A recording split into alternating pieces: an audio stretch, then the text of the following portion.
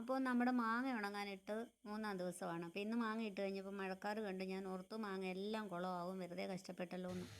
ഏതായാലും മഴ പെയ്തില്ല. പിന്നെ അവിടെ ഒരു കുഞ്ഞു പോലെ പഴുത്തിരുന്നു. അത് ഞാൻ കളയാൻ പറ്റുന്നില്ല, ഞാലിപ്പൂവനായതുകൊണ്ട് അതിങ്ങനെ കരിഞ്ഞിട്ട് ഞാൻ തിന്നുകൊണ്ടിരിക്കുക. പിന്നെ വേറെ ഒന്നുമില്ല, കഴിക്കാൻ ഇതേ ഉള്ളൂ. ഇവിടെ എപ്പോഴും ഉള്ളത് ഈ പഴം മാത്രമാണ്, പിന്നെ ഈ മാങ്ങയും. പിന്നെ നമ്മുടെ സ്വന്തം പയറാണ് ഞാൻ ഇരുന്നുകൊണ്ട് അരിയുന്നത്. അപ്പോൾ വീഡിയോ ഇഷ്ടപ്പെട്ടാൽ ലൈക്ക് ചെയ്യണേ.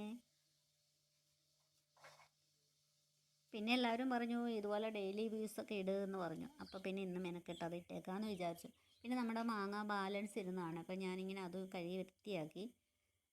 പിന്നെ വൈകുന്നേരം സിബിയണ്ണം വന്നപ്പം കൊടുത്തു വിട്ടു. ഇങ്ങനെ വേണോ എന്ന് ചോദിച്ചങ്ങ് കൊടുക്കുക, വെറുതെ കളയണ്ടല്ലോ. പിന്നെ നമ്മൾ തുണി കഴുകുന്നത്, ഞാൻ തുണി കഴുകുന്ന മുറ്റത്താണ്. അപ്പം നമുക്ക് വാതുക്കെ കടവുണ്ട്. കടവിൽ അങ്ങനെ അധികം കഴുകാറില്ല, പാമ്പിൻ്റെ ശല്യമുള്ളതുകൊണ്ട് എനിക്ക് പേടിയാണ്. പിന്നെ കടവ് മരം വീണ് കടവെല്ലാം ഇടിഞ്ഞു പോയി. പിന്നെ നമ്മുടെ തോടിൻ്റെ അക്കരയിലും പാടമാണ്, അവിടെ ഇങ്ങനെ നെല്ല് വിളഞ്ഞ് കൊയ്യാറായി നിൽക്കുകയാണ്. നല്ല ഭംഗിയാണ്. അപ്പോൾ വീഡിയോ ഇഷ്ടപ്പെട്ടാൽ ലൈക്ക് ചെയ്യണേ, ചാനൽ സബ്സ്ക്രൈബ് ചെയ്യണം. എൻ്റെ മുത്താണായിരിക്കുന്നത്, എന്ത് ചെയ്താലും അവൻ എൻ്റെ കൂടെയുണ്ട്. അതുമല്ല അവനില്ലെങ്കിലും എനിക്കൊരു വിഷമമാണ്. Okay, see U.